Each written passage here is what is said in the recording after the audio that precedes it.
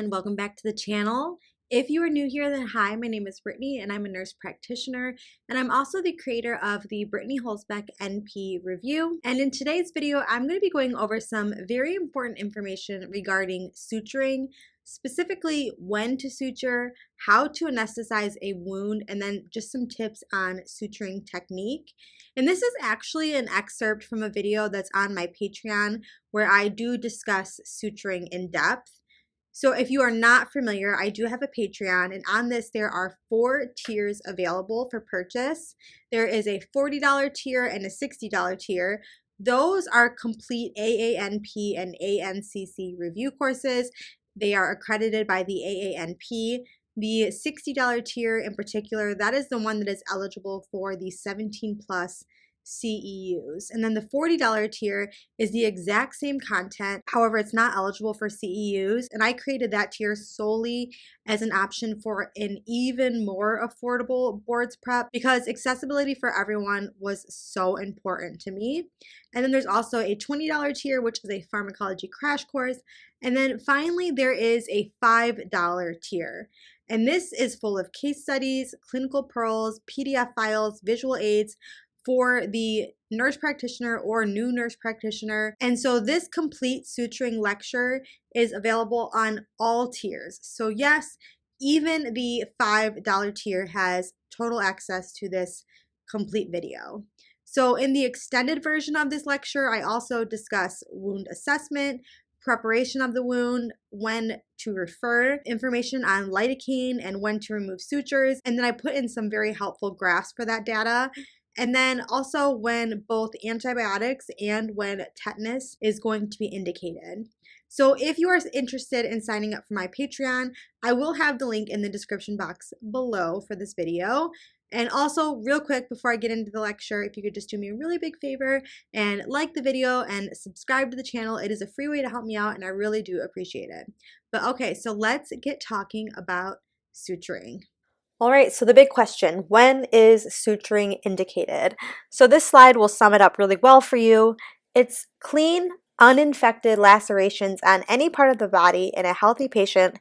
Those can be closed up to 18 hours after an injury has occurred without a significant increase in the risk for infection. Facial wounds, those can be closed up to 24 hours following injury. And then in specific circumstances, facial injuries where the patient is healthy, the wound has no signs of infection, it's well approximated, and those can actually be closed up to 72 hours after injury. So we really have to take into factor what the wound looks like and the patient's health status. So there are some absolute contraindications to suturing, and those include lacerations through infected skin, deep puncture wounds, lacerations that are grossly contaminated with debris that cannot be cleaned. Those are all absolute contraindications. Relative contraindications are wounds that are caused by human, dog, cat bite. Except for facial wounds or cosmetic wounds, we always want to try and handle cosmetic wounds if possible because it's their face and they have to walk around with it for the rest of their life. Also, wounds that occur greater than 24 hours in patients with risk factors. That's a relative contraindication to suturing. Also, wounds with significant loss of tissue, and that's because this can cause too much tension on the skin and just cause really poor sightly results. Also, it's important to be aware of risk factors that put the patient at an increased likelihood for poor healing outcomes. So examples of risk factors include retained foreign object, wounds that are heavily contaminated, wounds that present delayed amount of time, deep wounds with tissue trauma, wounds caused by glass or ice, and then patients, of course, with diabetes, obesity, peripheral artery disease, malnutrition, renal failure, connective tissue disorders, those patients that have a tendency to form keloids, and patients who use steroids or other immunosuppressants, all are at an increased risk for a poor outcome following suture repair. So obviously before suturing, pain control should be addressed. For the majority of patients, local anesthesia is sufficient and is effective for wound repair. So the next few slides will discuss two variations of local blocks that are commonly used in the urgent care setting. The first being a digital nerve block. I use this one frequently in practice as finger lacerations are a common chief complaint in the urgent care. There is another variation of this called a wing block, but it requires 2 pokes, whereas this only requires 1 poke. Also, research has shown it to be equally effective, so why not choose the option with less injections, of course.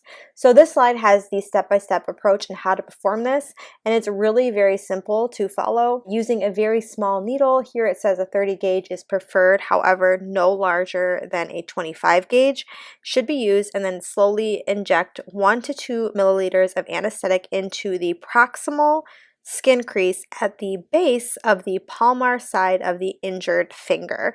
And so the picture here really shows you a great depiction of what this block would look like. It's super easy to do, and it is very effective as well. This slide here shows subcutaneous infiltration of a local anesthetic. So for intact, uninfected, clean lacerations, then this can be directly infiltrated as the risk for infection is very low. However, contaminated lacerations, or if you are needing to use anesthetic for an abscess before an IND or an incision and drainage, then a field block can be used. So a field block is when the needle is inserted into the surrounding clean, intact skin. It's of course used to help prevent infection. As always, that's a very important goal in managing wound care. So for open wounds, you can put a few drops of the anesthetic into the wound and then rapidly place the needle into the subcutaneous layer by inserting it through the wound margin rather than intact skin. So for intact skin, you can rapidly place the needle through the skin into the subcutaneous layer. And the graphic here shows how to anesthetize adjacent areas by inserting the needle through previously injected skin. And this, of course, is to help prevent additional pain from continuously poking the patient. This way, you're always poking already numb, anesthetized skin. All right, so these next 2 slides, they do highlight some important tips for proper suturing technique. So this slide here, the first very important tip is to insert the needle, the suture needle at a 90-degree angle. The picture here shows it really well. And this is to help ensure that the suture is as wide at the base of the wound as it is at the skin surface of the wound. This even spacing of the suture knot helps to prevent an inversion of the wound edges, which can have a negative impact on the wound's healing process. Another important tip for proper suturing is to understand the order of suture placement. So the first stitch should be placed midline of the wound and then evenly dissected with sutures on each side of that initial stitch. So the pattern is repeated and it helps to prevent excess skin on either side of the suture, which of course can be unsightly. So ideally, each suture would be evenly distanced from one another and no gaps should appear in the wound. And then making sure to pull each knot flat to the skin with enough tension to gently evert the wound edges, however, not so tight that the tissue is actually strangulated.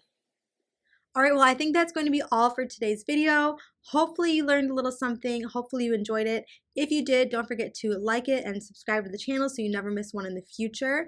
Also, don't forget if you'd like to see the extended version of this lecture or if you would like to sign up for my Nurse Practitioner Boards Review course, everything you will need will be linked in the description box below because remember that is all available on my Patreon account. If you have any questions, then go ahead and leave them in the comment section down below. Otherwise, as always, I wish you guys nothing but the best. Don't forget to learn something new every day, and I'll talk to you soon. Bye, guys.